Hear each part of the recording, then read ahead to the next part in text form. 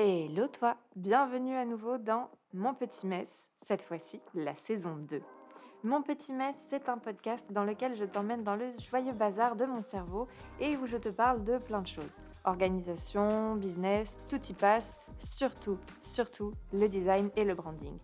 Mon but, te partager sans filtre mes réflexions, mes pensées, mes réussites et mes échecs aussi, soyons honnêtes, pour que tu te sentes peut-être un peu moins seul dans cette belle aventure qu'est l'entrepreneuriat.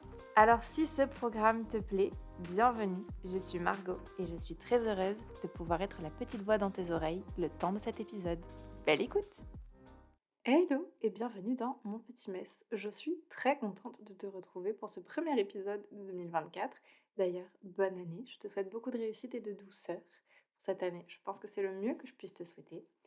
Et pour ce premier épisode, j'hésitais entre plusieurs et je me suis dit que j'avais envie de te donner des armes pour la nouvelle année. Et on va pas parler identité visuelle, on va pas parler branding, on va pas parler stratégie, on va parler organisation et procrastination.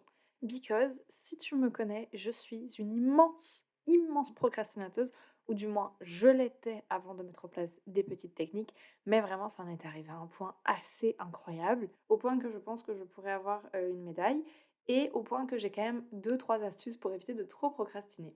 Donc, pour ce premier épisode, j'avais envie de te faire mes petites astuces et voilà, on va pas forcément parler design, mais je pense que tu ne m'en voudras pas et j'espère que cet épisode te plaira. Donc, pour moi, il y a deux types de procrastination. Il faut savoir déjà, premier point, parlons procrastination, que c'est toujours lié à une peur. Tu procrastines parce que tu as peur de quelque chose. Soit tu as peur de sortir de ta zone de confort, soit tu as peur de l'échec, soit tu as peur d'essayer de te rendre compte que tu n'y arrives pas, donc peur de l'échec. Merci Margot de te répéter. Soit tu as peur des résultats, de ce que ça peut donner, tu as peur, je sais pas, forcément, ta procrastination est en lien avec une peur de quelque chose. Souvent, c'est l'échec. Très honnêtement, c'est une des peurs majeures. Mais première étape pour essayer de pas trop procrastiner, essaie de trouver, ce qui te fout la trouille et pourquoi tu procrastines. Pour trouver ça, honnêtement, soit tu remarqueras qu'il y a certaines, tâches que tu procrastines tout le temps, donc tu essaies de voir quelles sont ces tâches que tu procrastines et en gros, quels objectifs elles servent. Oui, c'est ça, quels sont les objectifs que cette tâche sert et du coup, tu auras peut-être une idée de ce à quoi ça fait référence et ce qui te fout la trouille, soit, tu fais, une petite, introspection et tu regardes à l'intérieur et tu découvriras bien vite ce qui te fout la trouille. En général, ça vient relativement vite parce que quand tu titilles, tu as envie de te rouler en boule sous ton bureau et de ne plus titiller le petit truc que tu es en train de gratouiller dans ta tête. Donc ça va relativement vite. Voilà, je voulais te dire ça parce que déjà rien que de savoir qu'en fait la procrastination, c'est pas juste toi qui es une grosse feignasse, c'est juste toi qui es juste hyper effrayé de quelque chose, je trouve que ça change un peu la manière dont on va regarder, la situation et on a un peu plus de bienveillance avec soi-même.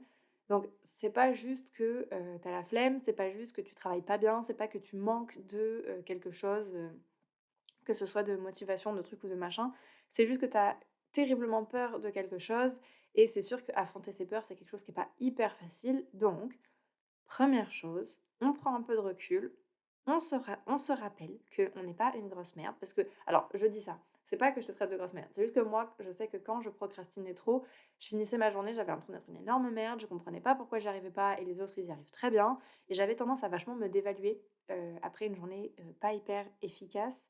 Donc voilà, je sais que, ça peut être un gros truc en vrai la procrastination, c'est quand même un gros sujet, mais potentiellement c'est pas entièrement de ta faute, donc je tenais à le dire.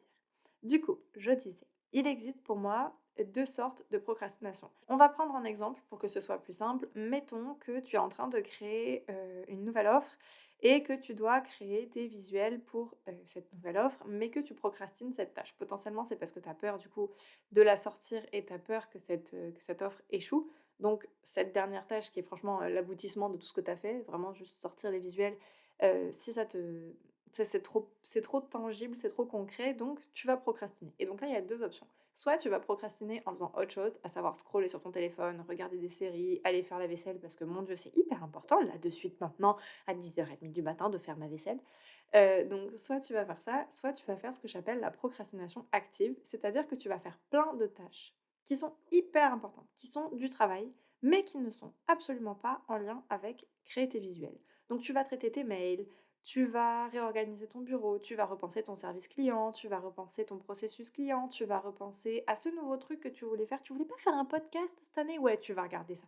Voilà, en fait, tu vas faire 1 million de tâches qui techniquement sont du travail. Donc techniquement, tu travailles, tu n'es pas oisif, mais tu ne fais toujours pas la tâche que tu devais faire. Donc, si tu fais partie de la catégorie 1, donc qui fait vraiment de la procrastination totale à base de vaisselle, ménage ou n'importe quelle autre tâche pour ne pas travailler, mon premier conseil, c'est essayer de passer de cette procrastination-là à la procrastination active. Je vais galérer à dire ce mot pendant tout l'épisode, hein. Préparons-nous. En vrai, ça peut paraître un peu étrange comme conseil de te dire de procrastiner d'une manière différente, mais ça va te permettre déjà, toi, à la fin de ta journée, de te sentir vachement plus productive parce que tu auras quand même fait des tâches qui sont en lien avec ton travail. Donc, à la fin de ta journée, tu es quand même un minimum plus contente et tu auras quand même, mine de rien, avancé. Donc déjà, si tu sens que tu pars en couille et que tu es en train de procrastiner et que tu vas faire autre chose, recadre, regarde la tâche que tu dois faire, mets-la de côté et fais d'autres trucs et c'est pas grave. Si tu la fais pas aujourd'hui, on verra ça demain. Écoute, it is OK du moment que tu travailles au moins un minimum, il faut quand même, il faut quand même célébrer les petites victoires. Si tu arrives à travailler au moins d'autres trucs, mais que dans la journée tu travailles et que tu as pas juste fait autre chose toute la journée, je pense que c'est déjà pas mal et tu peux te féliciter.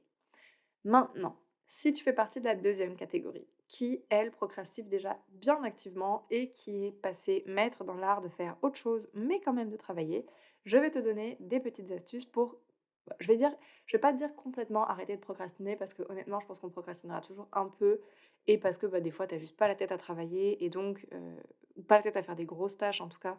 Donc, tu fais autre chose, mais voici mes petits conseils pour être un peu plus, j'allais dire efficace, non, pour juste arrêter de procrastiner. Premier point et premier changement à faire, c'est de regarder ta to-do list. Il y a de fortes chances que tu fasses très mal ta to-do list et je dis ça avec beaucoup d'amour parce que j'ai été dans ton cas. Si ta to-do list est une feuille immense, recto verso, pas organisée, avec énormément de points et qu'elle est absolument irréalisable dans, le temps de travail que tu es gentille, tu la prends et tu la fous à la poubelle.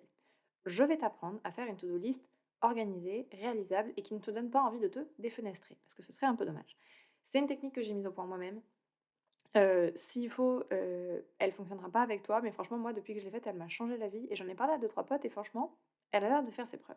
Donc, moi, ce que je fais, c'est que je fais une to-do le lundi matin pour ma semaine. J'en fais juste une, elle est sur un petit papier qui est pas très grand et premier truc que je fais, c'est que, je note par catégorie de travail. Par exemple, je vais noter toutes les tâches que je dois faire pour telle cliente. Ensuite, je vais noter toutes les tâches que je dois faire pour telle autre cliente. Ensuite, je vais noter celles pour mon entreprise, par exemple, je sais pas, répondre à mes mails, trucs comme ça. Je vais noter les trucs que je dois faire en lien avec mon podcast. Je vais noter les trucs que je dois faire en lien avec ma création de contenu. Et je vais vraiment faire des sections. Dans ma to-do list, je ne mets pas beaucoup de tâches. C'est-à-dire que je sais que j'ai un temps réduit. Donc, si je sais que j'ai pas beaucoup de temps pour travailler sur mon podcast, par exemple, je vais pas écrire que je vais prendre de l'avance sur 4 prochains épisodes. Non, je vais faire juste au minimum. Donc, enregistrer l'épisode de la semaine et en faire un rapide, l'éditer et le poster. Ce sera juste ça, ma to-do de la semaine pour mon podcast. Si par contre, je sais que j'ai plus de temps dans la semaine et que je vais pouvoir allouer plus de temps pour ça, je vais faire une liste un peu plus grande, genre inviter des personnes, etc. En fait, je module selon le temps que j'ai. Une fois que j'ai cette liste qui est, je le répète, courte, qui est avec juste des éléments qui rentrent, en fait, qui est réalisable. Il faut vraiment que ce soit réalisable, sinon ça ne sert à rien. Ce que je fais, si j'ai vraiment besoin d'être hyper organisée, c'est que je vais noter à côté de chaque point l'ordre d'importance. Donc là, pour le coup, je ne suis pas forcément les sections. Par exemple, il y a des trucs qui peuvent être plus importants dans la section Instagram, il faut que je fasse un truc, et puis après, dans ma section business, il faudrait que je fasse un truc.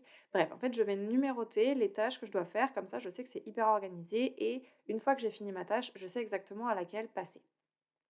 Si, tu as quand même beaucoup, beaucoup, beaucoup de trucs à faire et que ça rentre pas dans ta semaine, ce que tu peux faire, c'est prendre un cahier, noter tous les trucs que tu as à faire. Donc là, tu fais une master to do et tu appelles pas ça une to do d'ailleurs, tu mets juste genre tous les trucs que tu dois faire et dans ces éléments-là, tu viens piocher petit à petit ceux, qui sont importants et qui sont réalisables dans ta semaine, journée, selon la time frame que tu t'es fixée pour ta to-do list. En fait, de faire ça, ça va te permettre d'avoir quelque chose qui n'est pas angoissant, qui est quelque chose de réalisable et qui te guide. Au lieu de t'enfoncer, en fait, sous une charge de travail énorme, ça va juste te permettre de savoir exactement où tu vas, ce que tu as à faire et si mettons tu as fini ta to-do plus vite et bah, tu retournes dans ton cahier, tu prends deux trois tâches et puis hop, tu reprends, quoi. Et moi, ce que je fais aussi, c'est que le lundi, peu importe si j'ai fini ma to-do de la semaine précédente ou pas, je reprends un papier et je refais une to-do propre. Parce que comme ça me permet de voir, bah, j'ai en fait, chaque semaine, du coup, je sais à peu près, bah, quelle, charge de travail j'arrive à faire ou pas. Donc petit à petit, en fait, tu vas affiner ce que tu mets sur ton papier parce que, beh, tu sauras quel temps tu as de dispo en termes de tâches répétitives, hein, je veux dire. Et puis, ça me permet de, bah, voilà, de mettre à jour et de pas galérer entre plusieurs, to-do list pour pas perdre d'éléments, en fait. Je sais qu'une fois que la semaine est finie, je reporte sur la semaine suivante ce qui n'a pas été fait et puis hop, ce papier-là, je peux le jeter parce que j'ai pas à retourner voir: «Ah oui, putain, la semaine dernière, j'avais pas fait ça, c'était sur tel autre papier». Non, non, chaque semaine, c'est un nouveau truc propre qui reprend les éléments de la semaine dernière au besoin, mais je m'amuse pas à me dire, «Oh bah, j'irai voir sur le papier de la semaine dernière ou de hier parce que je sais que je l'avais noté». Non, non, on fait des choses propres, messieurs, dames, OK? Voilà, donc ça, c'était mon premier conseil, vraiment. Fais une to-do qui soit pas anxiogène, fais une to-do qui t'aide et qui te porte. Il faut que ce soit un support, pas un nœud pendu, quoi. Ensuite, deuxième conseil pour arrêter de procrastiner, potentiellement change ton espace de travail. Soit tu es en train de travailler depuis le canapé tout le temps, auquel cas te mettre à ta table de salle à manger ou à ton bureau, ça peut aider. Soit tu travailles tout le temps dans ton bureau, auquel cas va ailleurs. En fait, moi j'ai remarqué que des fois, en termes de productivité, en termes de voilà, de tout, je m'essouffle un peu et à force de voir toujours la même chose, j'ai plus d'inspiration, je suis pas bien, je suis plus très bien. Donc ce que je fais, c'est juste que même ne serait-ce qu'une après-midi, une journée, aller dans un café ou voir autre chose, ça fait un bien fou. Ça te permet de décompresser un peu et en plus de changer d'espace, ça remotive vachement. Donc en général, tu as un petit boost de motivation et tu, réussis à ne pas procrastiner et à faire, 2-3 tâches plus rapidement. J'ai remarqué aussi que quand tu travailles moi je vais souvent travailler au Starbucks et j'ai remarqué que l'ambiance fait que, je me concentre vachement mieux et je travaille beaucoup, beaucoup plus vite. Probablement parce que j'ai moins de distractions étonnamment, parce que je peux pas m'amuser à enfin j'ai pas tous mes cahiers, j'ai pas tous mes trucs, donc je me focus vachement plus. Donc potentiellement pour, t'aider à travailler plus vite, si tu as un truc à boucler ou si tu as une tâche que tu arrives vraiment, vraiment pas à faire, beh, aller ailleurs, aller dans un café, ça va peut-être te permettre de te donner un petit élan ou un petit déclic qui va t'aider à dépasser ce blocage que tu as et tu vas pouvoir au moins terminer une tâche. Souvent, quand tu termines une tâche, la suivante vient plus vite, en fait. Le plus dur, c'est pas forcément d'enchaîner, c'est de démarrer, c'est de se lancer et ça m'amène à mon troisième conseil. Potentiellement, si vraiment tu arrives pas à te mettre au travail et que, c'est même pas une tâche qui te bloque, c'est juste le fait de travailler, commence par un truc hyper facile en lien avec le taf. Genre, un truc, c'est du full proof, tu sais que tu vas réussir, tu sais que ça va couler. Commence par ce petit truc-là et commence par une victoire. Parce qu'en fait, du coup, ce sentiment de victoire, de bien-être, cette petite fierté que tu auras, va te permettre de lancer le mouvement, en fait. C'est vraiment la procrastination pour la combattre, c'est vraiment un truc de lancer le mouvement et une fois que le mouvement est lancé, que la machine est rodée, ça va aller de plus en plus vite. Mais c'est cette première action qui est compliquée, donc commencer avec quelque chose qui, te met toujours de bonne humeur et où tu sais que tu vas réussir et que ça va être facile, ça peut être une bonne technique pour combattre un peu ta procrastination. Et c'est même pas forcément, alors moi je t'aurais dit: «Fais-le en lien avec le taf», mais c'est même pas forcément en lien avec le taf. Tu peux aussi commencer ta journée carrément avec un truc comme ça qui te met de bonne humeur et qui va te permettre d'être plus productif derrière, que ce soit, je sais pas moi, je sais qu'à une époque, faire la vaisselle, ça me mettait grave dans le mood et après j'étais hyper bien réveillée, hyper bien ouais, je sais pas, j'avais l'impression d'avoir en fait, le fait d'avoir accompli une tâche, d'avoir fini ma vaisselle, ça me mettait dans le bon état d'esprit pour aller travailler et abattre une quantité de travail phénoménale. Alors, je te dis pas de faire la vaisselle tous les matins si ça te fait chier, mais potentiellement trouve ce petit truc où, hem, le fait de le faire tous les jours, ça va t'aider à enclencher la machine et à te lancer. Et puis si vraiment, tu sens que tout ça, ça fonctionne pas de ouf, mon dernier conseil, c'est d'accepter que tu vas procrastiner. D'accepter qu'il y a des moments, des périodes, des projets dans lesquels tu vas procrastiner de ouf. Moi, je sais que, il y a des périodes où, je vais plus procrastiner que d'autres. Il y a des périodes où je vais avoir besoin d'avoir une série en fond ou d'avoir, des trucs en fond ou de faire autre chose ou de travailler moins parce que juste j'en suis moins capable et c'est OK. Je pense que ce qui m'a vraiment aidée à ne quasiment plus procrastiner parce que honnêtement maintenant je taffe, vachement plus, enfin je procrastine vachement moins, c'est surtout ça. Même activement, ce qui m'a vachement aidée, en fait, c'est d'accepter ça, de comprendre d'où ça venait et de me foutre la paix par rapport à ça. Et puis quand je vois que je commence à vraiment procrastiner et ben, soit j'arrête complètement de travailler et je vais faire autre chose, soit je change de tâche, je change de projet ou quoi parce que, bah, je sens que ça ne mènera à rien et donc plutôt que de m'entêter et de m'énerver, je me lâche la grappe et je vais voir ailleurs si j'y suis. Franchement, la procrastination, il faut pas non plus se dire que c'est le démon et que vraiment, ça va te couler ton entreprise. C'est sûr que plus tu procrastines, plus tu vas mettre de temps à faire les choses et c'est du manque à gagner clairement parce que c'est du temps que tu passes pas à faire autre chose. Mais potentiellement, bah, c'est du temps que tu as besoin de prendre pour toi, c'est du temps que tu as besoin de prendre pour autre chose ou c'est du temps enfin, c'est une manière pour ta tête de te protéger, alors c'est une manière un peu bancale, hein, mais potentiellement ton cerveau, il te protège comme ça d'un truc qui lui fait hyper peur. Donc je pense qu'avoir beaucoup de douceur envers toi-même et juste y aller petit à petit, c'est ça la vraie solution contre, la procrastination. C'est juste de se dire: «Bon, bah, voilà, actuellement, je procrastine. Pourquoi? OK, je procrastine contre ça. Très bien, d'accord. Bon, bah, comment je peux faire pour ne pas?» Et en fait, petit à petit, tu vas t'en rendre compte et je trouve que ma maman me disait une phrase que j'ai toujours portée avec moi: «Avoir conscience du problème, c'est déjà le résoudre à moitié» et c'est un truc qui est tout à fait vrai. Plus tu connais ton fonctionnement, plus tu connais ta manière d'être, plus tu connais la raison derrière tes petits blocages, ta procrastination, tout ça, beh, plus tu auras de facilité à résoudre ces problèmes-là parce qu'au final, tu sauras pourquoi ils sont là et il suffira, entre guillemets, bah, tu sais, de résoudre le problème pour aller plus loin ou juste te dire: «Bon, bah, voilà, je sais que là, je procrastine parce que j'ai la trouille. J'ai la trouille que ce projet ou ce truc, échoue. Donc en fait, la tâche que tu as du mal à faire et ben, tu enlèves l'enjeu». C'est-à-dire que tu te dis: «Bah, là, je vais créer des visuels, mais je les posterai jamais, je les fais juste pour m'entraîner ou, pour voir ce à quoi ça pourrait ressembler», par exemple. Et tu essaies de mentir à ton cerveau pour lui dire: «Non, non, mais il y a aucun enjeu, t'inquiète, tu pas besoin d'avoir peur». Et en fait, au bout d'un moment, peut-être que tu auras réussi à faire le projet en entier à force de mentir à ton cerveau, va savoir. Non, mais en vrai, il faut juste comprendre pourquoi tu réagis de telle ou telle manière et l'accepter déjà, première étape, tu l'acceptes et ensuite, bah, essayer de le dépasser par plein de méthodes. Donc soit, comme je te disais, en réduisant la liste des to-do, soit en faisant d'autres tâches avant pour te mettre dans de bonnes dispositions, soit, en essayant de travailler sur ta peur et sur ton blocage pour qu'au final, ça aille mieux. Mais dans tous les cas, vraiment, si je peux te dire un truc pour 2024, c'est ne te mets pas la rate au courbouillon. Tu vas procrastiner en 2024, c'est sûr. Il y a des moments où tu seras moins productive, c'est sûr. Donc ne commence pas l'année en te disant que tu ne procrastineras plus jamais et que tu vas être tout le temps productive parce que c'est un énorme mensonge et ça c'est voué à l'échec, soyons honnêtes. Ou alors c'est voué à finir en burn-out, ce que je ne te souhaite pas. Donc plutôt que de te fixer des objectifs irréalisables, dis-toi, cette année, je vais juste réduire un peu ma procrastination ou travailler dessus et ce sera bien suffisant. Voilà, écoute, cet épisode ce sera donc terminé sur euh, clairement un débat philosophique, j'ai l'impression.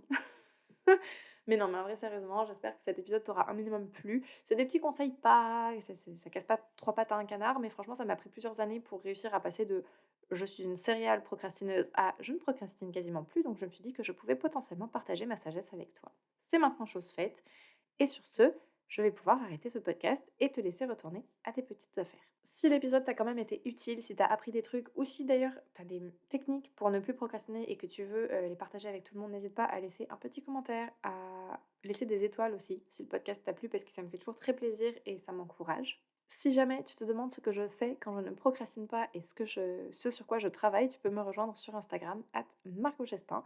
C'est là que je suis le plus souvent, où tu peux retrouver mes offres et mes services sur mon site internet www.margogestin.com. Et puis sur ce, moi je te souhaite une très belle journée et je te dis à la prochaine fois dans le prochain épisode. Bye!